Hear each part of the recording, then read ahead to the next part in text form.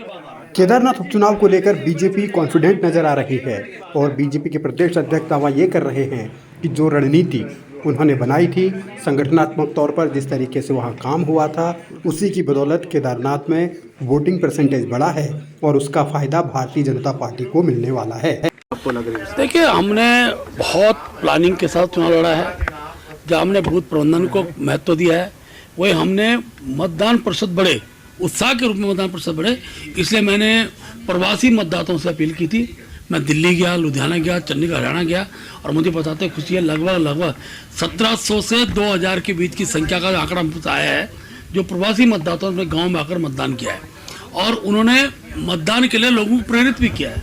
हमारे माननीय मुख्यमंत्री जी की अपील ने बहुत एक रूप से मैं कह सकता हूँ, उनके लोग 5 हमने जो कार्यक्रम किए थे, उन कार्यक्रम में जिस प्रकार का जन सैलाब उमड़ का है, वो भी मत प्रतिशत को बढ़ाने में सहायक सिद्ध हुआ है और लोकतंत्र में मत प्रतिशत बढ़े और पार्टी के भारत के पक्ष में अधिक मत पड़े, उस उद्देश्य के हमने सफलता प्राप्त की है। बीजेपी ने इस बार सिर्फ केदारनाथ ही नहीं बल्कि केदारनाथ के प्रवासी वोटरों को साधने की भी कोशिश की थी। महेंद्र भट्ट देश के अलग अलग राज्यों में अलग अलग हिस्सों में गए थे और प्रवासियों से मुलाकात कर वोट देने केदारनाथ आने की उन्होंने अपील की थी। तो उसका कितना असर होगा ये तो वक्त बताएगा, लेकिन बीजेपी को लगता है कि सब कुछ सटीक होने वाला है। केदारनाथ में हम भारी बहुमत से जीतने वाले हैं और मैं स्वयं गाँव में गया था और जिस तरह से वहाँ के ग्रामीण क्षेत्र में लोगों का रुझान था, उससे स्पष्ट है कि आशा नोटियाल जी भारी बहुमत से जीतने वाले हैं। एक लगातार हरक सिंह रावत बयानबाजी करते रहे। बीजेपी अपने इलेक्शन मैनेजमेंट और माइक्रो मैनेजमेंट को लेकर पूरी तरह आश्वस्त है, इसीलिए प्रदेश अध्यक्ष हों या फिर विधायक हों या दूसरे नेता हों, सब यही बात कह रहे हैं कि जीत तो बीजेपी की ही होनी है। लेकिन सवाल इस बात का है कि इतना ज़्यादा कॉन्फिडेंस आखिर किस आधार पर भारतीय जनता पार्टी दिखा रही है। देखिए, मैंने शुरू से ही कहा है कि अभी तक की सबसे बड़ी जीत एक केदारनाथ में हम सबको देखने को मिलेगी।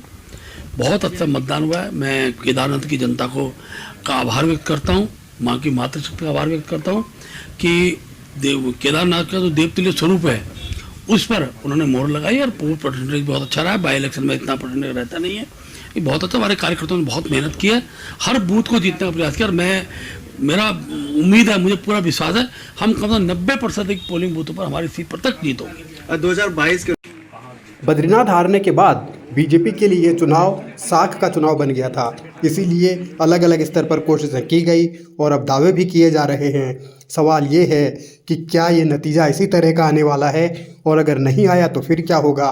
बहरहाल राजनीति अभी चल रही है। बीजेपी में अब बैठकों का दौर भी शुरू हो चुका है और वो निकाय चुनाव को लेकर है, लेकिन अभी जिस तरीके की परिस्थितियां हैं, जो हालात हैं, उनमें यह समझा जा सकता है कि बीजेपी आत्मविश्वास दिखा रही है, ओवर कॉन्फिडेंस दिखा रही है। आने वाला वक्त बताएगा कि क्या होता है।